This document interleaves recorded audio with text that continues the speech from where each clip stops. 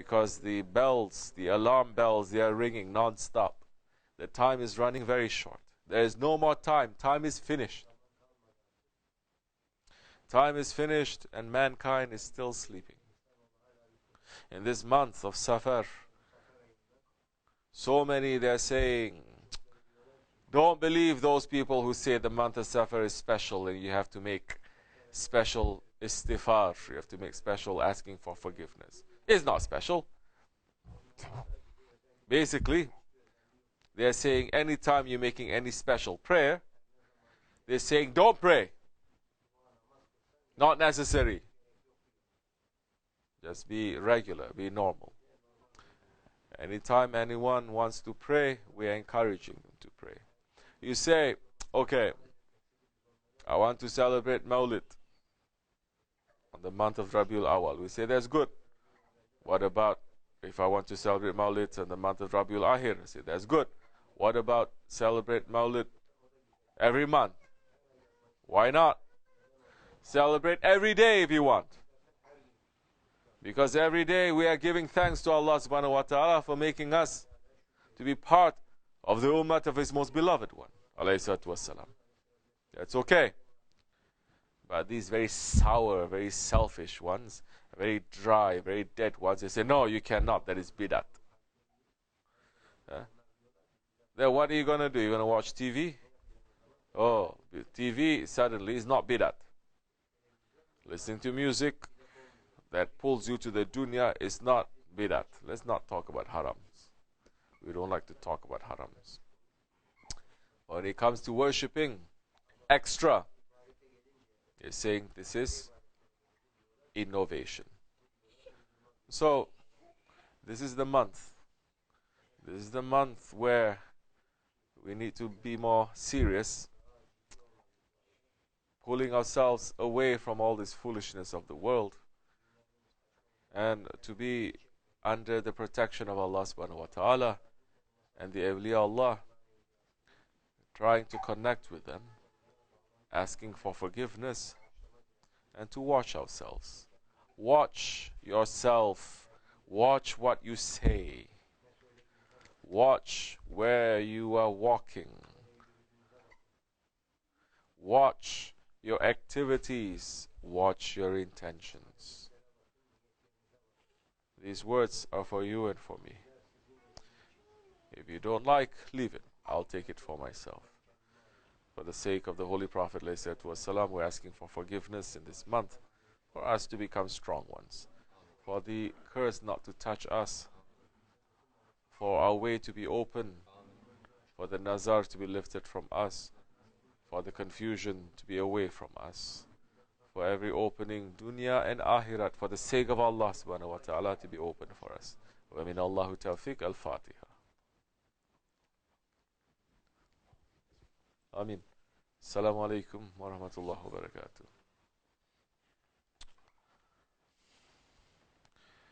barakatuh. Any questions anyone has, ask.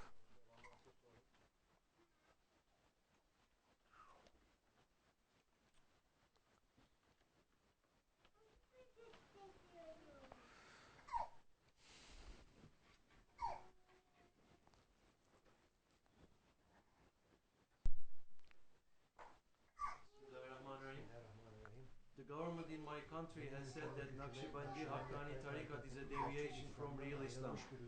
I have just taken bayan and I'm confused. Is this true? It's true. Of course it's not true.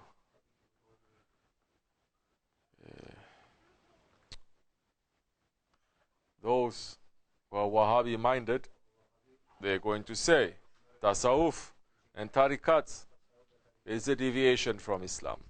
It did not happen this time only, or in this country, or in this century. It's happened through all the century.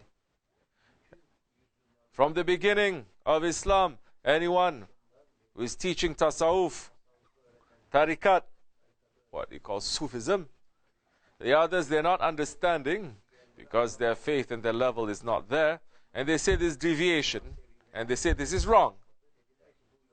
Let me go further than that. When Prophet ﷺ passed, Hazrat Abu Bakr Siddiq radiallahu an, who was the closest companion to the Prophet ﷺ, which, being close to the Prophet and almost always with the Prophet ﷺ, he had access to so much knowledge that the Prophet has. Not only he has access, but the Prophet ﷺ said, whatever Allah has put in my heart, I pour into the heart of Abu Bakr. Pour into the heart of Abu Bakr Siddiq. Yet, when we look at the collection of the hadiths, Hazrat Abu Bakr collected only the hadiths that came from him. It's only a handful. And is dealing with Sharia matters. How can it be that the closest companion, who has spent his whole lifetime, that Prophet said, whatever knowledge Allah has put in my heart, I pour into the heart of Abu Bakr Siddiq, meaning Hazrat Abu Bakr, his heart contained the prophetic knowledge and the light and the wisdom and everything that Allah has put. How can he come up with only a few hadiths? What happened to all the rest? This is what happened to all the rest. He burnt them. Whatever hadith knowledge that he got and he wrote down, he burnt them. When his daughter asked, "Oh my father, why are you burning all this knowledge?" He's saying, if the Sahabis, don't forget now, this is the time of the Prophet, right after he passed. We're not talking about Wahhabi governments or organizations or common Muslims. We're talking about the Sahabi Kiram. And Hazrat Abu Bakr is saying, if the Sahabis were to know what I know, they would cut my neck off. Of course, it's not meaning the higher level Sahabis who had access to this spiritual knowledge too. The Hazrat Abu Huraira, Hazrat Ali, Hazrat Usman, all the rest of the Hazrat Abu Zar. It's talking about all the other ones. We're not now going to sit and judge to say this one is higher, this one is lower, this is good, this is bad. No, we're not Shia. We say all of them, they are blessed. They have different stations, and we can never come close to them, let alone to judge them. But Hazrat Abu Bakr is saying openly, if they know what I know, they're going to cut my neck off. Same thing the Hazrat Abu Huraira did also. If they know what I know, they're going to cut my neck off. So, which means what? Which means that if they know what I know, they're going to say that I'm out of Islam, and they will kill me for it. Hazrat Abu Bakr is saying this. Hazrat Abu Huraira is saying this. And that had continued from that time through every century. Everyone, especially the scholars who are knowing everything about Islam but the Zahir Islam, just the shell of the Islam, they don't understand the meat. They're going to say, this is shirk, this is bid'at, this is wrong, this is that. Hujjatul Islam, Imam al-Ghazali, Hujjatul Islam, the proof of Islam. Before he started taking a Shaykh and learning from a Shaykh and learning Tasawwuf, he knew everything about Islam, Shariat, the shell, the protection. We're not putting down Shariat also. Shariat is important. Shariat dictates that the man has to have a beard. We have a beard. Shariat dictates that a man has to cover his head, especially with a turban. We're wearing that. We're doing everything that Shariat, as much as we can, we are carrying it too. We're not looking down on it. But we're saying it is not the be-all. It is not the everything. Shariat is not everything, but Islam is. The hadith of Jibreel alayhi salam, Islam, Iman and Ihsan. A faith is 3. Tasawwuf is falling into Ihsan. Doing everything as if we're seeing Allah. And if we don't see Allah, Allah sees us. Ihsan means to beautify, isn't it? To have perfection, to have sincerity, the completion of your faith. Islam deals with the actions, the do's and the don'ts. Iman deals with the belief. Now ihsan is the another factor. The secret knowledge that the friends of Allah, who are the inheritors of the Prophet, they may also be scholars, by the way, that they have, that they will teach to perfect, to beautify your faith. Without that, it is not perfected. Hujjatul Islam, Imam al-Ghazali, he knew everything, but he realized that he has a crisis of faith. He knew knowledge, but he lost his faith until he started learning and sitting and being with the Salihin, as the Quran, ayat of the Quran is saying, until he started studying with the Ahli Tasawwuf. Then he started to become Hujjatul Islam. And he wrote the revival of the Deen, Ihya Umuluddin. He wrote, and up till, from that time up till today, it became a solid foundation for Islam, for the Ahlul Sunnah Aqidah. Without that, it was always going to be off balance. Yunus Amre is a poet. He was a dervish who served his Shaykh for over 40 years, just carrying wood from the forest and bringing back. Years he was doing that. He was not sitting, eating, joking with the Shaykh. He was not making zikr even with the Shaykh. He was just making service. And now murids forget about making service. They don't do service. They get sick and tired of Dergah, sick and tired of this life. Allah Allah. But you know Zamre, because he submitted to his Shaykh, and with that submission, it comes so much joy, so much love. That difficulty, because he accepts it, comes with so much faith and so much joy, that he was in the mountains while he was collecting wood. He was talking to the flowers, he was talking to the birds, he was talking to the fish, he was talking to everything. They were speaking to him and he was speaking back. He had so much karamat. He started writing poetry, praising Allah, praising the Prophet, praising his Shaykh. He had so much karamat that one day when he was traveling, it was him, no? He was traveling with he met some dervish. And nighttime falls. The dervish just opened their hands and says, Ya Rabbi, we are in your hands, provide for us. And a miracle happened and food came to them. This is real, this is true, and it happens. It happened to Shaykh Efendi. Hazrati Joshua, who is this? From Yusha alayhi salam. Our Shaykh was at his tomb, and the food came from an unseen hand from behind him, providing the food from Hazrati Yusha alayhi salam. These things still happen, but it requires a lot of training, it requires a lot of faith, not to have doubt, not to have spoiled, not to say, oh, I don't like this, I like this. Complete submission. That time, everything will crack open and you'll see the reality, how this world is spinning.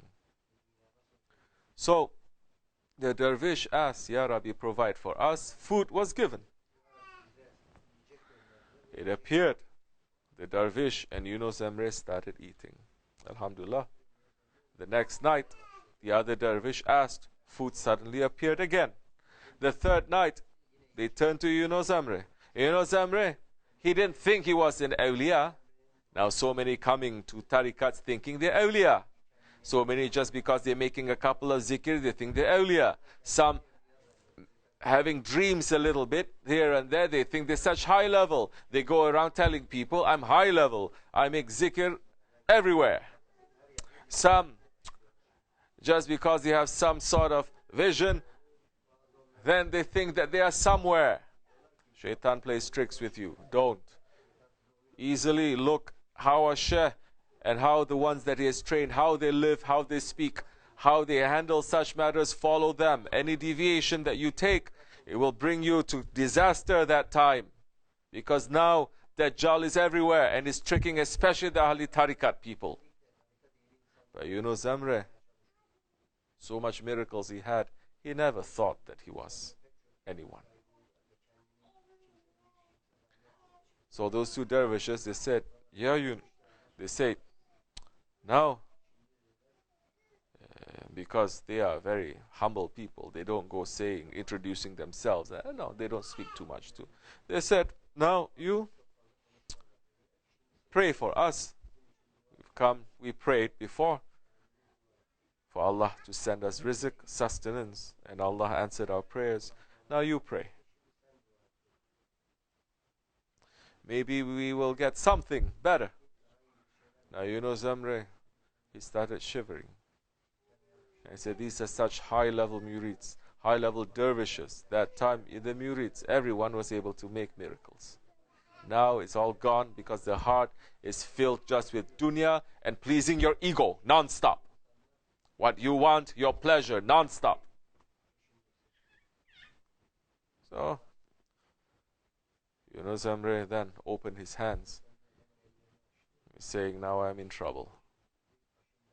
He says, Ya Rabbi, for the sake of that saint that they asked for, because the dervishes, they never ask Allah directly. They never go direct to the Prophet. They ask for the sake of this saint, for the sake of that saint, for the sake of this wali, help us. Allah, help us for the sake of this beloved one to you. So Yunus Emre opened his hand and he says, Ya Rabbi, for the sake of the saint that they asked, for his sake, the sake of the saint that they asked for, that you gave them, for that same saint, provide us something. The sky opened and a heavenly table came. And heavenly food came. The dervishes were shocked because they say they've never seen such a miracle before. They say, you must be a big awliya, they say, for Allah to favor you so much. They started eating. They finished. Now they say, now reveal to us, please, which saint did you ask for the sake of that Allah gave you so much? Yunus Emre, he couldn't lie. He didn't know which saint because he didn't ask for that saint directly. He doesn't even know that saint's name. He says, these two, they asked for the sake of that saint. That one I'm asking, Ya Rabbi, provide. So he said, before I reveal, you say which saint it is. They said, well, we've heard of one very holy one. We've never seen him before. And we ask for the sake of Yunus Emre. And those two did not know they were traveling with Yunus Emre. Why did they achieve such high level? Because there's complete submission. Submission means good and the bad, the sweet and the bitter, the easy and the difficult, the rose and the thorn of the rose. Because it comes from you, Alhamdulillah. Not just to say, I like the rose, I don't like the thorn. What is that? So, Yunus Emre, he wrote poems, and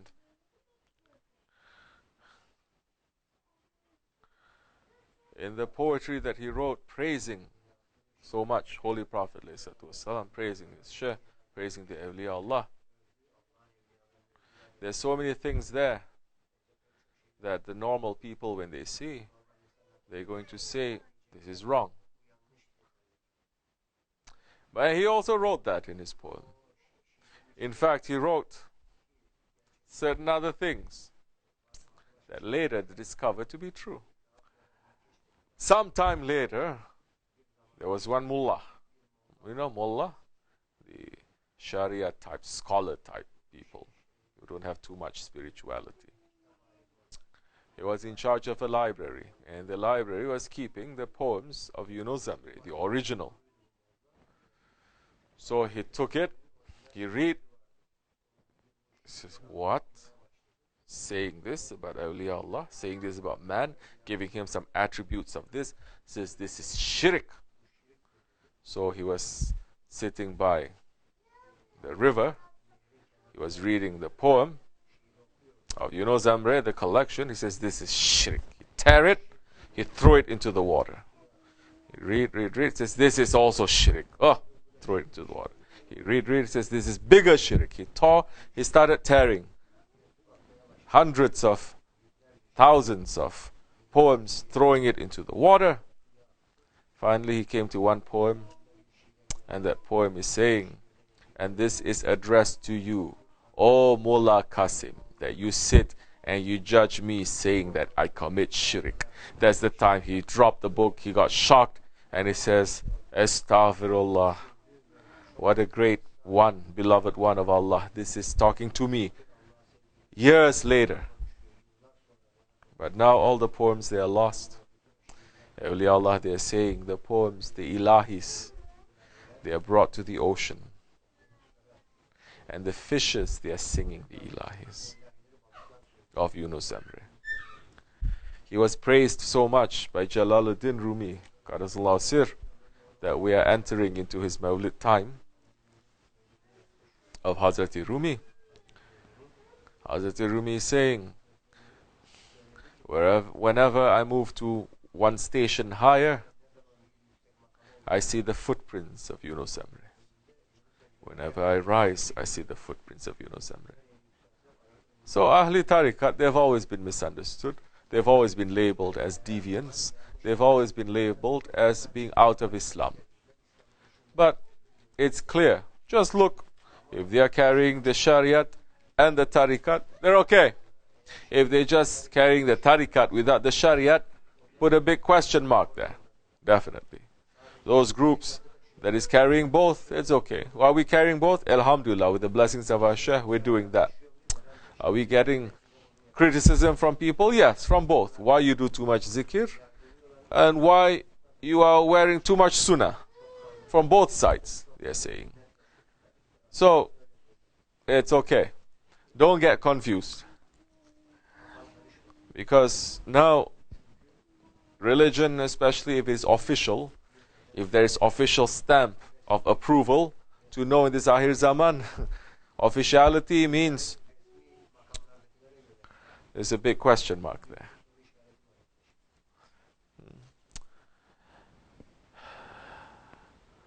If the newspapers endorse you officially, put a question mark there.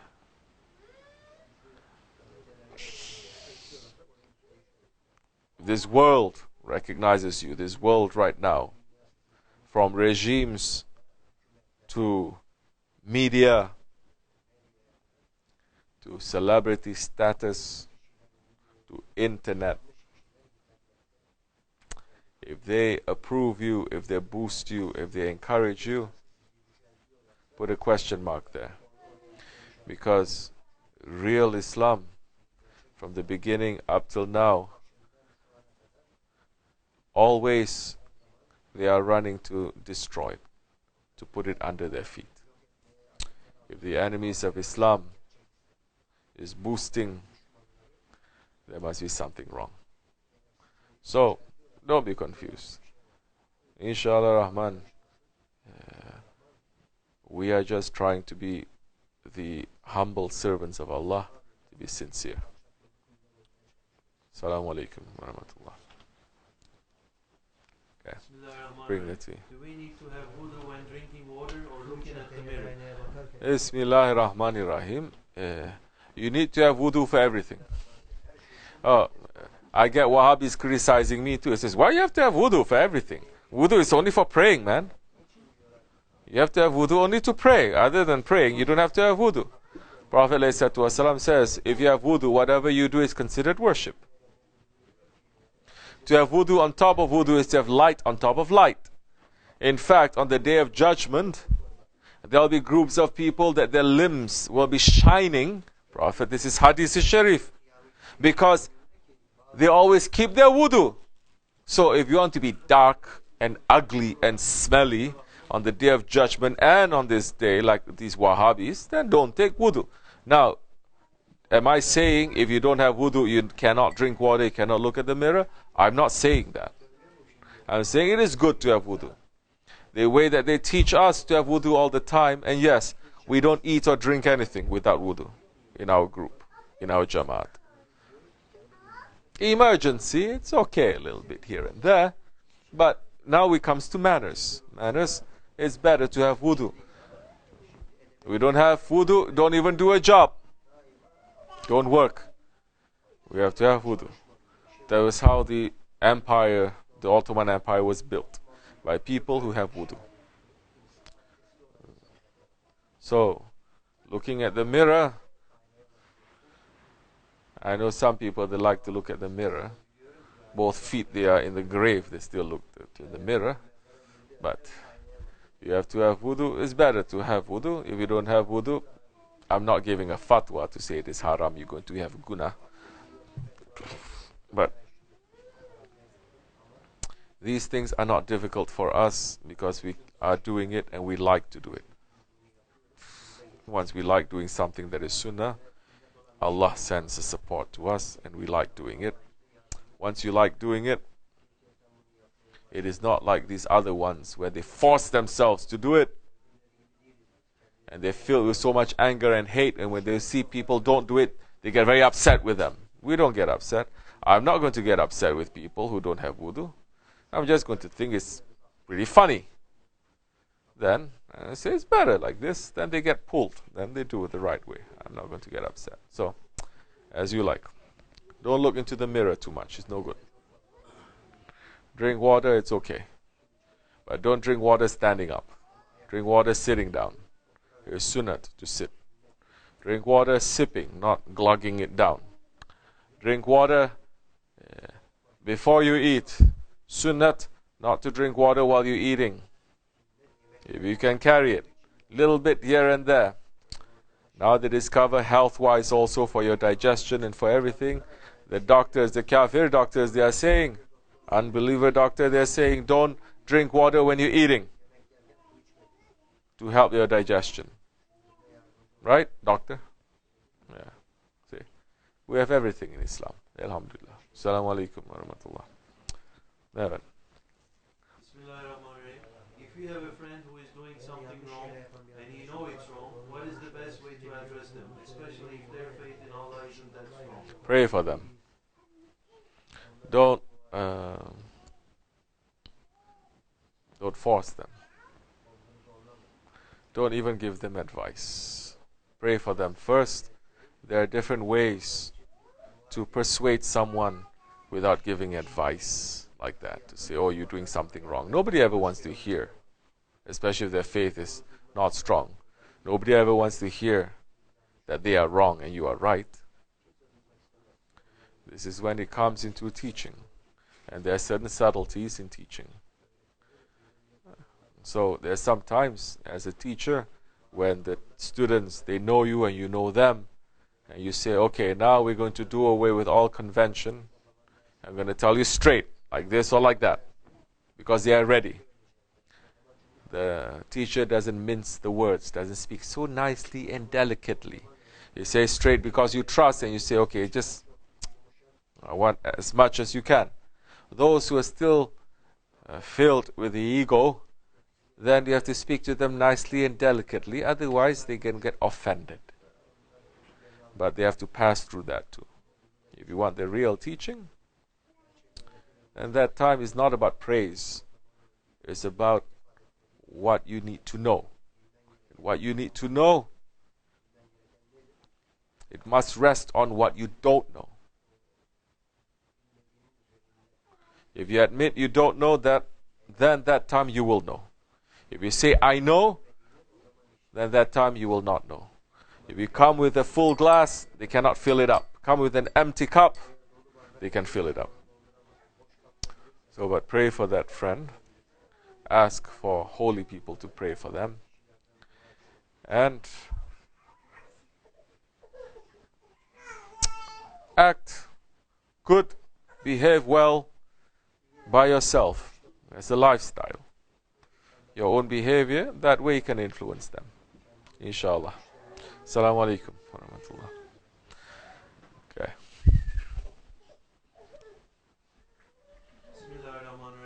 What kind of zikr and worship should we do for the month of Safar?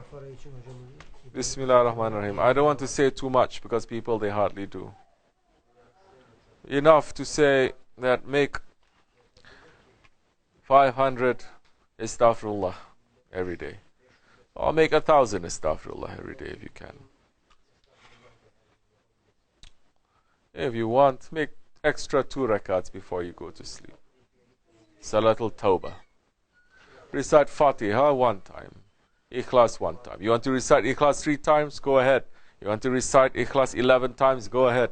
You want to recite Ikhlas 100 times, 1,000 times? Go ahead. It's okay. The purpose is what? To ask Allah to forgive you. What else you want to do? You want to sit and go into sajda after that? You want to go to sajda and ask Allah for forgiveness 100 times? Go ahead. You want to go to sajda and ask Allah forgiveness, staying there for 1 hour? Go ahead.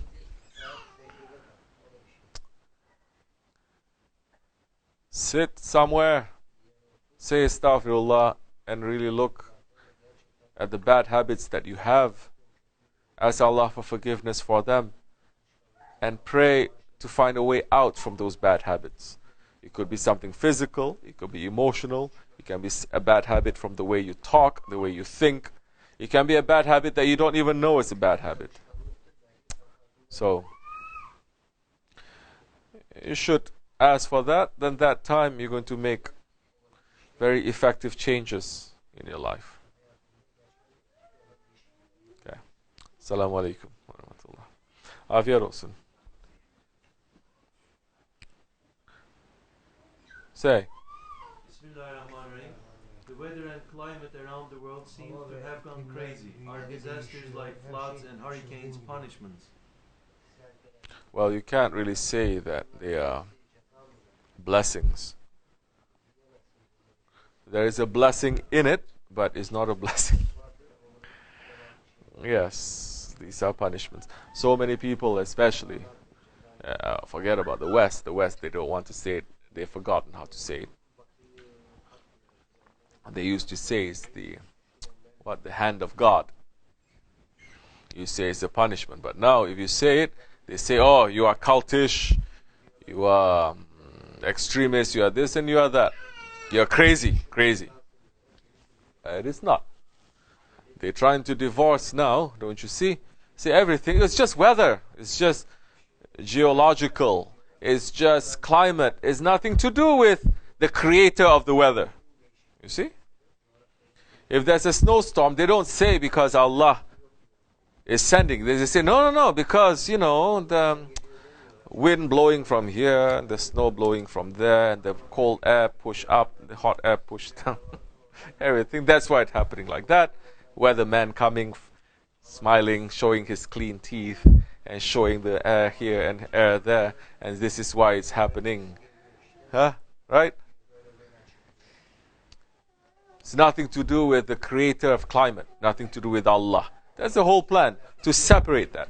Let me tell you something. As a believer, everything comes from Allah. It is a punishment. Yes, it is a punishment.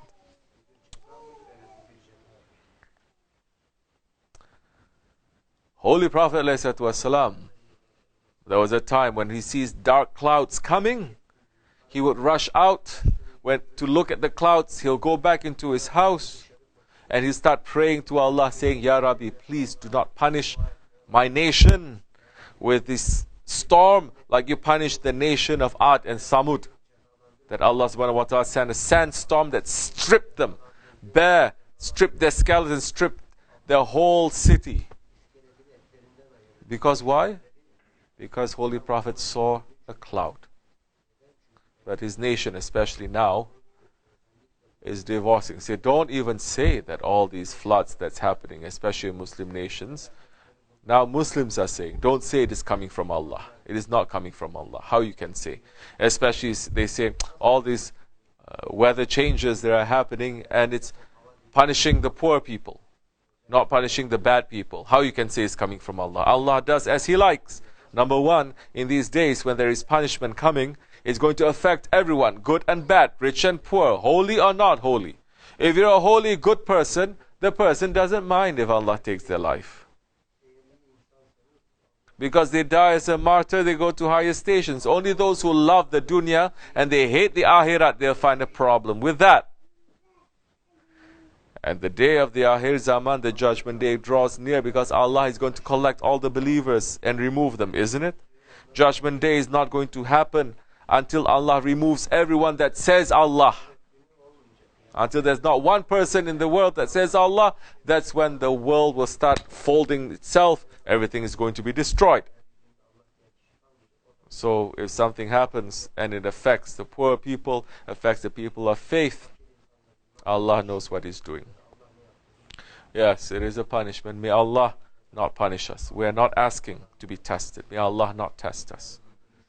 May Allah let us to have enough intelligence to pull ourselves away, especially from populated areas, to live in less populated areas, far away from the cities, especially the top of the mountains.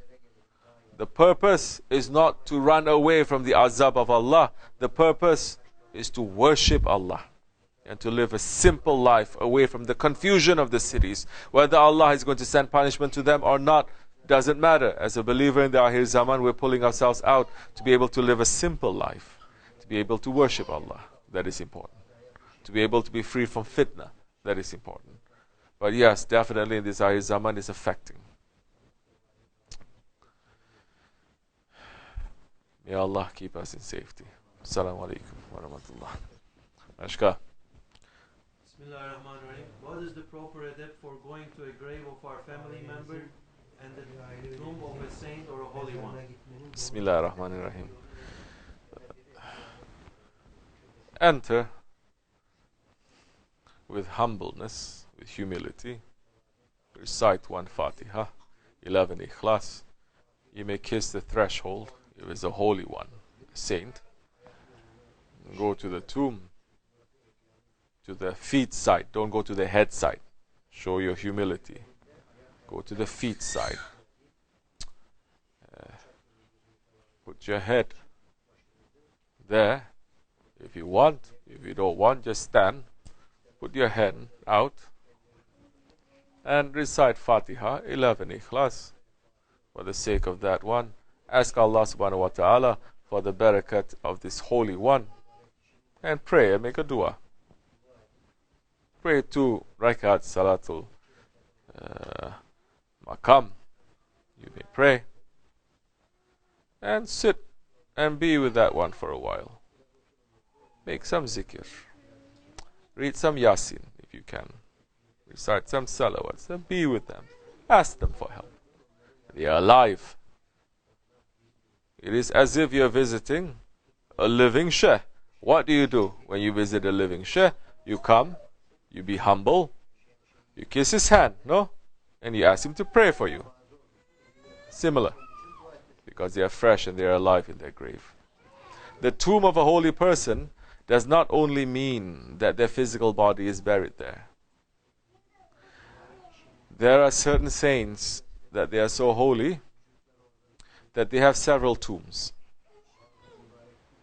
Like Uwais al-Qarani, he has several tombs. Our Grand Shaykh Abdullah, he has several tombs. We have his tomb here, his maqam here, upstate, here in our Dergah. Doesn't mean that his body is physically here. No, that means his ruhaniyat, his spirituality, his power is reaching to certain areas. So the tomb is built. Sahib al-Saif, his tomb will be built. In so many, all over the world too. So the power is also there. Ask, they are also present there. Of course. If Shaykh Abdulkerim Gilani Qadas al-Sir, when he is alive, physically he prayed in 70,000 masjids. 70,000 Jummah he attended. In 70,000 different masjids he attended in one Jummah. When he was alive, imagine, after he has passed, where he can be. And there are those ones who are living Abdulkadir Gilani's too. There are those ones who are holding their maqams right now also. So this is a matter of faith. These are the things that we talked about. If other people hear, they're going to say you're bid'ah, shirik, that, they're going to cut our neck off. But no. The awliya Allah, their spirit is not imprisoned by their senses. Their senses, they are imprisoned by their spirit. And the spirit coming from Allah,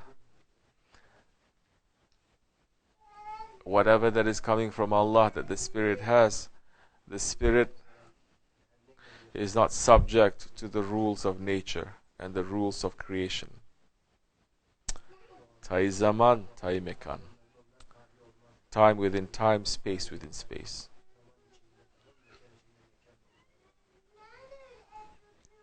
That much we can say. Assalamu alaikum. Okay. Don't put that right next to him. He's a greedy one. Bismillahirrahmanirrahim. Despite trying to fight my ego, I fear I might die while in a state of bad deeds or inclining towards them. If a person dies in this state, are they forgiven? Despite trying to fight my ego, I fear I might die. Good. That is a good fear to have. Don't worry. If you have a shaykh, if you're holding on to your shaykh and you're trying to fight against your ego, and you fear that you're going to fight, you are going to die in a state where you still have to fight against your ego and you haven't won the battle, it's very easy for the awliya Allah at that time to save you, to be on your behalf, to try to pull you out from that mess. Because you're fighting against your ego, you may die as a shaheed. Yeah. Because you're fighting. Because you're engaged in the jihadul akbar. If you die engaged in the small jihad, you become a what? You become a shaheed. What about if you are engaged in the bigger jihad and you die in that state? So the thing is, don't like it. You're saying I'm inclined. Don't like it. Okay? You may be pulled, but you're going to tell yourself, I don't like it. Ya Rabbi, please help me. Slowly, inshallah. This is a long journey that we have. Slowly, you'll come to a situation where it's going to get easier with some things, and it's going to be harder in some things. Once you pass that, you're going to go to a higher station. Once you pass that, you're going to go to a higher station. But it's never ending until you reach the state of certainty. May we reach to that state, inshallah, one day. More important than that is to serve Allah and His Prophet, to serve awliya Allah, to serve our Shaykh. Then that time it will be easier for us to fight. That time it's easier for them to reach out and to help us. Because the service, it is very valuable. Assalamu alaikum. Last question. Say. Bismillahirrahmanirrahim. Sometimes I get disheartened when I receive harsh criticism, even though I know I deserve it, but I feel low.